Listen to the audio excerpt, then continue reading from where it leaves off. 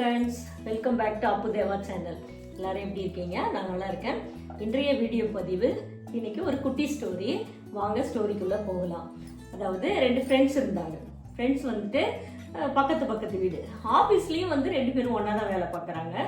அவங்க என்ன பண்ணாங்கன்னா ஒரு ஐடியா பண்ணாங்க. நம்ம ரெண்டு பேரும் வந்து தோட்டத்தில் ரெண்டு பேரும் சொந்த வீடு வாங்கி கட்டி நல்லா பெரிய பங்களா டைப்பில் வீடுங்க. அதனால் என்ன பண்ணாங்கன்னா ரெண்டு பேரும் பேசிக்கிட்டாங்க. வீட்டுக்கு பக்கத்தில் செடி வளர்க்கணும், அந்த செடியை சுற்றி அழகாக நல்லா வந்துட்டு இந்த புற்கள்லாம் வளர்த்து பார்க்குறதுக்கு நல்லா பச்சை பசேன்னு க்ரீனரியாக இருக்கணும் அப்படின்னு சொல்லிட்டு ஐடியா பண்ணாங்க. அதனால் என்ன பண்ணாங்க, ரெண்டு பேருமே ஒன்றா போயிட்டு கார்டனில் நிறைய புற்கள் அந்த புல் வகையெல்லாம் வாங்கிட்டு வந்து அவங்க வீட்டில் வச்சாங்கங்க. அப்போ ரெண்டு பேரும் வச்ச உடனே இந்த செடி வந்துட்டு ஒருத்தர் வீட்டில் ரொம்ப நல்லா செழிச்சு பச்சை பச்சேன்னு வளர்ந்துருக்கு. இன்னொருத்தர் வீட்டில் பார்க்குறதுக்கு லைட்டாக கொஞ்சம் வளராமல் அந்த க்ரீனர் கலர் க்ரீன் கலர் வந்துட்டு கம்மியாக இருக்குது. இன்னொருத்தர் வீட்டில் பார்த்தப்போ நல்லா பச்சை பசேர்னு இருக்குது. அப்போ ஒரு நாள் மீட் பண்ணாங்க. மீட் பண்ணிவிட்டு ரெண்டு பேரும் என்ன சொன்னாங்கன்னா, ஏன் உன் செடி இந்த அளவுக்கு நல்லா வளர்ந்துருக்கு, என் வீட்டில் இருக்க செடி வளரவே இல்லையே அப்படின்னு சொல்லிட்டு இவர்கிட்ட கேட்டார். இவர் ஒரு அப்படி நம்மகிட்ட சிரிச்சுட்டு போயிட்டார். அப்புறம் ஆஃபீஸ்க்கு போனாங்க. ரெண்டு பேரும் ஆஃபீஸில் பேசுவாங்க. லஞ்ச் டைம் வந்துச்சு. லஞ்ச் டைம்லேயும் இவர் திருப்பியும் போய் கேட்டார். அவர் அப்போவும் ஒரு நம்மட்டு சிரிச்சுட்டு சாப்பிட்டுட்டு, லஞ்ச் என் வீட்டில் நான் இன்னைக்கு மட்டன் எல்லாம் எடுத்துகிட்டு வந்திருக்கேன், பிரியாணிலாம் சாப்பிட்றியான்னு சொல்லிட்டு லஞ்சு கொடுத்தாரு. தவிர அவர் இந்த மாதிரி இந்த செடி எதனால் வளர்ந்துருக்கு என்ன ஏதுன்னு சொல்லிட்டு அவரு சொல்லவே இல்லை. அப்புறம் தான் அவர் கேட்டார், சரி ஓகே நான் சொல்கிறேன் உனக்கு, ஆனால் நீ என்ன உரம் போடுற அப்படின்னு சொல்லி அவர் கேட்டார்.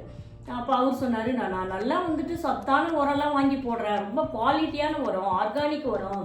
அது மட்டும் கிடையாது, தண்ணி நல்லா ஃப்ரெஷ்ஷான மினரல் வாட்டர் மாதிரியான சுத்தமான தண்ணி என் வீட்டு தோட்டத்தில் போர் போட்டிருக்கேன், அதுலேருந்து தான் தண்ணி விடுறேன். அதனால் அந்த தண்ணியெல்லாம் சுத்தமானதாக இருக்குது. தோட்டத்துக்கெல்லாம் மருந்து அடிக்கிறேன், பூச்சி கொட்டுலாம் வராமல் நல்லா பார்த்துக்கிறேன். செடி செழித்து வளர மாட்டேங்குது. அப்போ கூட என்னோட வீட்டில் இருக்க செடியெலாம் செழித்து வளரவே இல்லை அப்படின்னு சொல்லிட்டு அவர் சொன்னார். இவர் கேட்டதுக்கு பதில் அந்த ஃப்ரெண்டு சொன்னாருங்க. சரி, அப்புறம் 3வது நாள் ஆச்சு. அப்புறம் ரெண்டு பேரும் தோட்டத்து பக்கம் ஈவினிங் ஆனால் நிற்பாங்க. நிற்கிறப்ப அந்த தோட்டத்தையே பார்த்துட்டு இருப்பான். என்னோட அவங்க மட்டும் பச்சை பசேல்னு இருக்குது, நம்ம தோட்டம் எப்படி இருக்கே அப்படின்னு சொல்லிட்டு ரொம்ப ஃபீல் பண்ணிகிட்டே இருந்தாருங்க. சரி ஓகே, நம்ம என்ன பண்ணுறது, என்ன கேட்டாலும் நம்ம ஃப்ரெண்டு சொல்ல மாட்டேங்கிறானே அப்படின்னு சொல்லிட்டு அவர் அதை விட்டுட்டார், கேட்குறதே விட்டுட்டார். இந்த மாதிரி நாட்கள் ஓடிக்கிட்டே இருந்துச்சுங்க. இவர் தோட்டத்தில் அந்த புல்லெல்லாம் என்ன பண்ணுது, செடியெலாம் நல்லா செழித்து வளர்ந்து பூ வச்சிருக்கு. அப்புறம் அந்த புற்கள்லாம் சின்னதாக நட்டது இவ்வளோ பெருசு இருக்குது, இவ்வளோ பெருசுக்கு நல்லா வளர்ந்துருக்குங்க. வளர்ந்து அப்போ பார்த்தீங்கன்னா அது இயற்கையில் எப்படி இயற்கையோட தன்மை கொடுக்குமோ அந்த பச்சையை, அந்த அளவுக்கு தான் அந்த புற்கள், அந்த புல்லில் புற்களில் பச்சை நிறமாக இருந்துச்சு. ஆனாலும் அது நல்லா பார்க்கறதுக்கு நான் கொஞ்சம் வளர்ந்து வந்துருச்சுன்னு வச்சுக்கோங்களேன். அந்த மாதிரி வளர்ந்து இருக்குது. அந்த இயற்கையில இருக்கக்கூடிய பச்சை தன்மை அதில் இருக்குது. அப்புறம் பார்த்தீங்கன்னா இவர்கிட்ட இவர் பக்கத்தில் ஃப்ரெண்டு இருந்தார் இல்லைங்களா, அவர் வீட்டில் பார்த்தீங்கன்னா செடி வளரவே இல்லை. ஆனால் நல்லா டார்க் பச்சையில் இருக்குங்க. பார்க்கறதுக்கு பல பச்சை, அவ்வளோ கண்ணை பறிக்கிற அளவுக்கு ஒரு பச்சை நிறத்தில் இருக்குது. அப்புறம் இவருக்கு மனசு கேட்கல, ஃப்ரெண்டாச்சே, சரி ரொம்ப ஃபீல் பண்ணி கேட்குறானே, நம்ம என்ன பண்ணுறது, சொல்லிவிடும் உண்மையை அப்படின்னு சொல்லிட்டு, அப்புறம் ஈவினிங் வாடா நம்ம ரெண்டு பேரும் எங்கேயாவது போகலாம், பீச்சுக்கு போகலாமா அப்படின்னு சொல்லிட்டு ஃப்ரெண்டு அந்த இயற்கையாக புல் வளர்த்தார் இல்லைங்களா, அவர்கிட்ட கேட்டார். அப்போ தான் அந்த ஃப்ரெண்டும் ஓகே பீச்சுக்கு தானே போகிறோம், நம்ம எப்படியாவது என்கிட்ட இன்னைக்கு இந்த விஷயத்தை வாங்கிடணும்டா அப்படின்னு சொல்லிட்டு, ரகசியத்தை வாங்கிடணும் அப்படின்னு சொல்லிட்டு அவன் வா போகலாம், ஜாலியாக போகலாம் அப்படின்னு சொல்லிட்டு அவன் ஒய்ஃப் கிட்ட போயிட்டு, என் ஃப்ரெண்டோட நானும் என் ஃப்ரெண்டும் பீச்சுக்கு போகிறோன்னு சொல்லிட்டு ரெண்டு பேரும் பைக்கில் கிளம்பி போயிட்டாங்க. போயிட்டு பீச்சில் உட்காந்தாங்க. எல்லா கதைகளையும் பேசினாங்க. நாட்டு நடப்பு, சொந்த கதை, அப்புறம் இது மாதிரி உலக அறிவு, இதெல்லாம் பேசி முடிச்சுட்டு கிளம்புற சமயத்தில் அவர் கேட்டார், அந்த இயற்கையாக புல் வளர்த்தார் இல்லைங்களா, அந்த நண்பர் கேட்டார், நம்ம ரெண்டு பேரும் தாண்டா ஒன்றா கார்டன் போயிட்டு நர்சரி போயிட்டு அந்த பொருட்கள் செடியெல்லாம் வாங்கிட்டு வந்து வளர்த்தோம். என் செடி வளருது, இயற்கைக்கே உள்ள ஒரு தன்மையோட ஒரு கலர் இருக்கு. ஆனால் உன் வீட்டில் செடி வளரனாலும் பச்சை பசேல்னு இருக்குடா, பார்க்கவே அழகா இருக்குடா, எல்லாம் ஒத்தா போல இருக்குடா, ஒரே ஹைட்ல இருக்குடா, ஒரே மாதிரி இருக்குடா, எப்படா அது அப்படின்னு சொல்லிட்டு அவர் கேட்டார். சரி ஓகே, இதுக்கு மேலேயும் ஒன்று நான் டீலில் விடக்கூடாது, கண்டிப்பாக நான் இன்னைக்கு சொல்லிடுறேன் அப்படின்னு சொல்லிட்டு அப்போ தாங்க சொன்னார். எனக்கு ஒரு தாழ்வு மனப்பான்மை வந்துருச்சு. நம்ம ஃப்ரெண்டாச்சே, நம்ம ஃப்ரெண்டு அவன் செடி மட்டும் தண்ணியெலாம் ஊற்றி உரம் போட்டு நல்லா வளர்த்துட்டு, நம்ம செடிக்கும் நம்மளும் நல்லா தண்ணி ஊற்றுவோம், உரம் போடுவோம், எல்லாமே பண்ணுவோம். ஆனால் வந்து இந்த செடி வளரலைன்னா நம்மளுக்கு மனசு கஷ்டமாயிடும். அதனால அந்த ஒரு மனசு அவருக்கு அந்த மாதிரி அவராக நினச்சிக்கிறது மைண்டு. நம்ம மைண்டு வந்துட்டு நல்ல விஷயத்த நல்லதாக நினைக்கணும், கெட்ட விஷயத்த கெட்டதாக ஏற்றுக்கணும். அந்த மாதிரி நடக்கிறதுக்கு முன்னாடியும் சரி, நம்ம வந்து நம்மளா வந்து அது என்னவா ஆகும் அப்படின்னு ஒரு முடிவுக்கு வர முடியாது. ஆனால் அந்த ஃப்ரெண்டு என்ன பண்ணாரு, அந்த முடிவுக்கு போயிட்டார். தாழ்வு மனப்பான்மை அவருக்கு, ஒரு இன்ஃபீரியாரிட்டி காம்ப்ளெக்ஸ். எப்படின்னா, இது நம்ம இந்த செடியை வளர்க்க போகிறோம், ஃப்ரெண்டு இது நல்லா வளர்ந்து நம்மளுது வளரல, என்ன பண்ணுறதுன்னு சொல்லிட்டு அவர் ஒரு முட்டாள்தனமான முடிவு எடுத்தாருங்க. அந்த முடிவு என்னன்னு கேட்குறீங்களா? அதுதாங்க, அவர் போயிட்டு செயற்கையான புல், அது வந்துட்டு இந்த கார்பரேட் விரிக்கிறதுக்கு சொல்லுவோம் இல்லைங்களா, அந்த மாதிரி நிறைய டெக்கரேட் ஐட்டம் எல்லாம் விற்கக்கூடிய கடையில் போயிட்டு இயற்கையான செயற்கையான பில்லை வாங்கிட்டு வந்துட்டாருங்க. அந்த மேட்டு, அது புற்கள்லாம் வந்து பச்சை பசேர்ந்து ஸ்ட்ராங்காக இருக்கும், அதே சமயம் அது வந்து எல்லாம் ஈவனாக இருக்கும். அந்த மாதிரி அந்த புற்கள் பதிந்த மேட்டை வாங்கிட்டு வந்து அவர் தோட்டத்தில் விரிச்சிட்டார். நீங்கள் கேட்கலாம், 2 பேரும் தானே கார்டனில் போயிட்டு புல் வாங்கிட்டு வந்தாங்க. ஆனால் அவர் இயற்கை பொருட்களை நட்டு வைக்கலை. இந்த செயற்கைத்தனமான பிளாஸ்டிக் பொருட்களை தான் வாங்கிட்டு வந்து மேட்டாக அப்படியே விரித்து வச்சுட்டாரு. அதனால என்னாச்சுன்னா, அவர் வந்து தன்னோட பக்கத்தில் இருக்க பிளாட்டில் இருக்கக்கூடிய நண்பன் வந்து பார்க்குறப்பெல்லாம் இந்த செயற்கைத்தனமான பொருட்களை பார்த்துட்டு இதனோட அழகை பார்த்து ரசித்து அவரோட இயற்கையாக வளர்ந்த புற்களின் பசுமையான அந்த அழகையும் அதோட தன்மையும் அந்த புற்களின் வாசனையுமே உணர்ந்து கொள்ளாமே அவர் என்ன பண்ணுறாரு, இந்த செயற்கை புற்கள் மீது நாட்டம் வச்சுட்டார். அப்போ மனிதன் எப்படி இருக்கும், நம்ம கிட்ட இயற்கையாகவே எல்லாமே இருக்கும். அறிவு இருக்கும், நாணம் இருக்கும், புத்தி இருக்கும், வீரம் இருக்கும், ஒருத்தருக்கு உதவி செய்கிற குணம் இருக்கும். ஆனால் நம்ம என்ன பண்ணுறோம், அதெல்லாம் நம்மக்கிட்ட எவ்வளோதான் கொட்டி இருந்தாலும் அடுத்தவன் ஒரு தப்பு பண்ணுவான், அந்த தப்பை பார்ப்போம். அவனை மாதிரி நம்ம ஏன் ஆகக்கூடாதுன்னு சொல்லிட்டு அவன் மட்டும் தப்பு பண்ணால் இப்படி உலகத்தில் வாழ்கிறானே அப்படின்னு நினைப்போம். அவன் திருடுனா நம்ம திருட முடியுமா? அந்த மாதிரி தான். அவன் குற்றம் செஞ்சால் நம்ம குற்றம் செய்வோமா? ஆனால் நம்ம அவனை தான் பார்த்துட்டு இருப்போம். அது எதுக்கு நமக்கு தேவையில்லாத வேலை. நம்மளோட வேலையில் நம்ம முழு கவனத்தையும் செலுத்துகிறப்போ நம்ம லைஃப்பில் நமக்கான வாழ்க்கை வந்து நிலையாக நிற்கும். அது வந்துட்டு ஒரு ஆலமரம், அசைக்க முடியாத ஆலமரம் எப்படி கர்வம் கொள்ளுதுல்ல, அந்த மாதிரி இந்த வாழ்க்கையை நம்மளும் கர்வம் கொள்ளலாம், அப்படி இருக்குங்க. ஆனால் இவன் என்ன பண்ணா, நண்பனோட தோட்டத்தில் வளைஞ்ச அந்த செயற்கை பொருட்களை பார்த்தானே தவிர, பிளாஸ்டிக் பொருட்களை பார்த்தாரே தவிர, அவரோட தோட்டத்தில் உள்ள இயற்கை பொருட்களின் தன்மையையும் கலரையும் அந்த பச்சைத்தன்மையையும் அந்த பொருட்களுக்கே உள்ள மனத்தையும் அவர் நுகரவே இல்லை. அதாவது அதை வந்து ரசித்து பார்க்கவே இல்லை. அதுதான் அவரோட ஒரு முட்டாள்தனம், ஒரு அறியாமை அப்படிங்கிற விஷயம். அதனால நம்ம சொல்லுவாங்க, இக்கரைக்கு அக்கறை பச்சை அப்படின்னு சொல்லிட்டு. அது மாதிரி நிறைய உமைகள் இருக்கு. காணல் நீர்னு சொல்லுவோம்.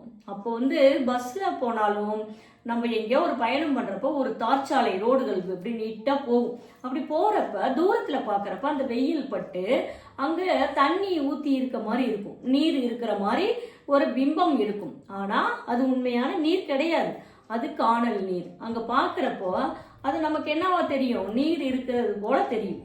அதுதான் வந்துட்டு காணல் நீர்னு சொல்லுவாங்க. அந்த மாதிரி தாங்க வாழ்க்கையில் 1000 விஷயங்கள் வந்து நமக்கு மாயையாக தோன்றும். அந்த மாயைக்குள்ளே நம்ம போனால் கண்டிப்பாக மாட்டிப்போம். அதனால தான் மனிதன் பகுத்து அறிந்து ஒவ்வொரு செயலையும் செய்யணும். இவர் யோசிச்சிருக்கலாம், என்னடா நம்ம இன்னைக்கு நட்டு வச்சோம், இன்னும் அந்த புல்லெல்லாம் வந்துட்டு செழித்து வளரல, அவர் வீட்டு தோட்டத்தில் மட்டும் அந்த புல் எப்படி பச்சை பசேர்னு இருக்குன்னு யோசிக்கிற தன்மை இழந்துட்டாரு. அதாவது பொறாமை, அந்த ஒரு எண்ணங்கள், பக்கத்து வீட்டுக்காரனுக்கு ஃப்ரெண்டாக இருந்தாலும் அவன் வீட்டில் எப்படி சீக்கிரம் முளைச்சிருச்சு, பச்சை ஆயிடுச்சு அப்படிங்கிற அந்த எண்ணங்கள் தான் அவனோட உண்மையான புத்தியவே தடுத்து நிறுத்திருச்சு.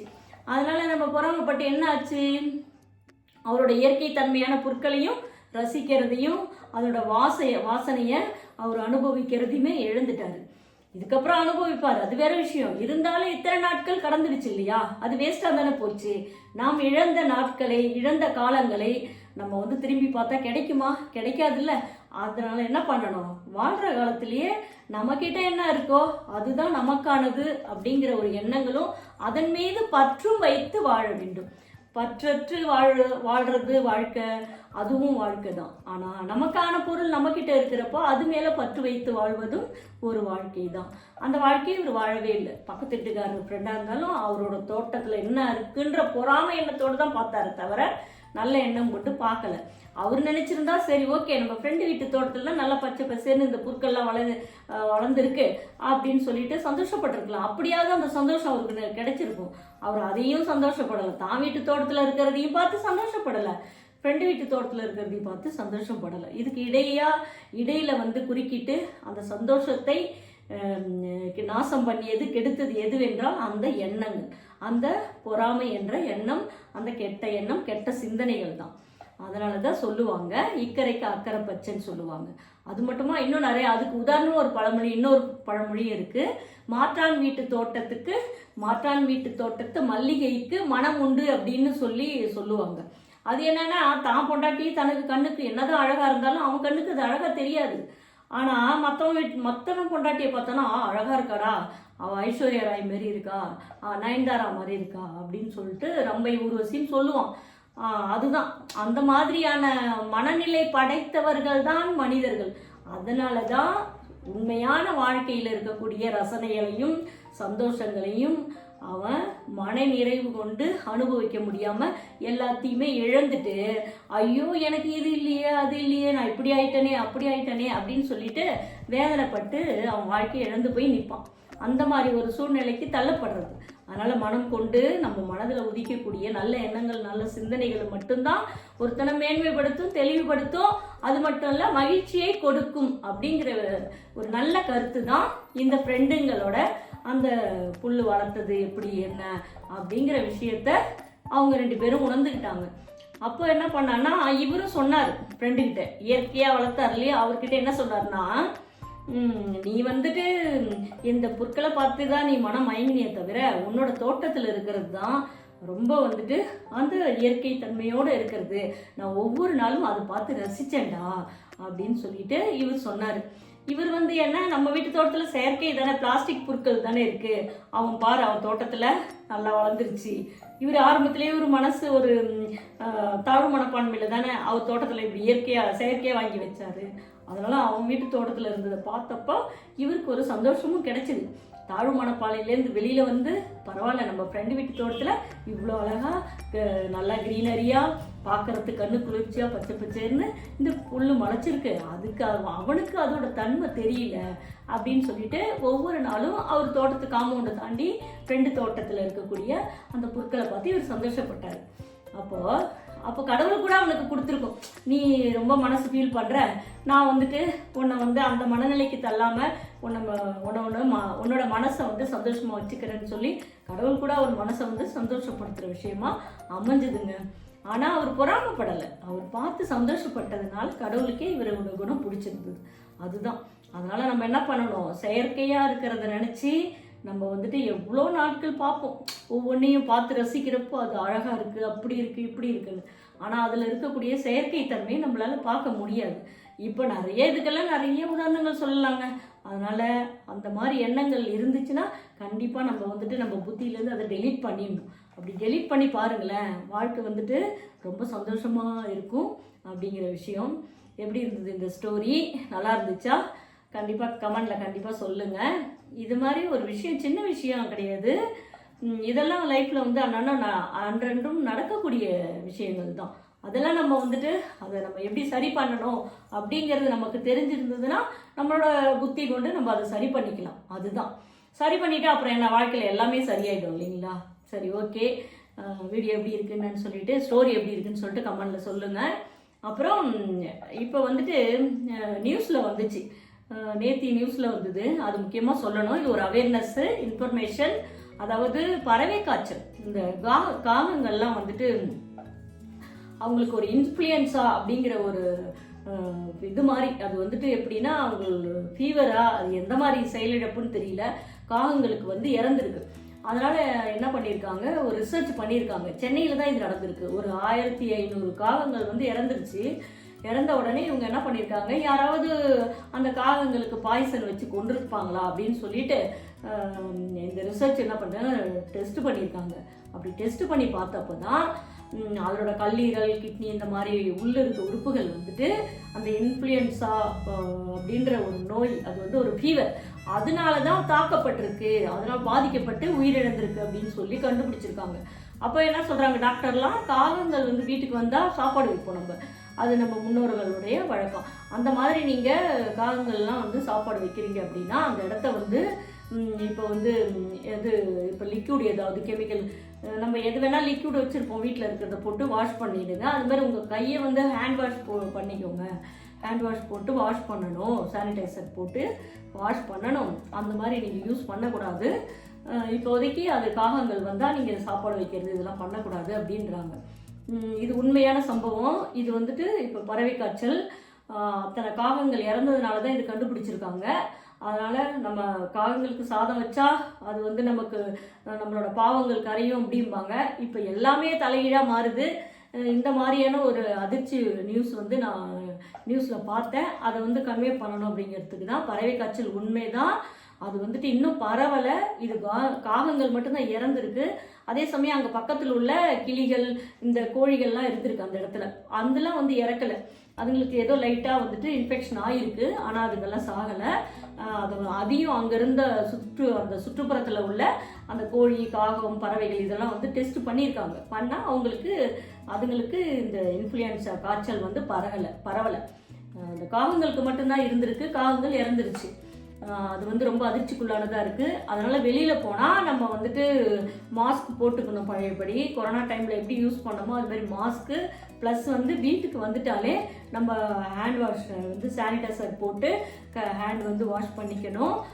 அப்புறம் இந்த மூக்கிலலாம் வந்துட்டு லிக்யூட் இருக்குது, அதுக்கெல்லாம் சுவாசத்து வழியாக தான் அது போகுமா. அது ஒரு ட்ராப்ஸ் போட்டு நம்ம வந்துட்டு அந்த ரெஃப்ரெஷ் பண்ணோன்னு வச்சுக்கோங்க, அதுவும் நமக்கு நல்லதாக இருக்கும். அப்புறம் இயற்கையான முறையில் இந்த மஞ்சள், மிளகு இதெல்லாம் போட்டு கூட நம்ம ஒரு இயற்கை கஷாயம் வச்சு சாப்பிட்டா அது தொண்டைக்கு சரியாகும்.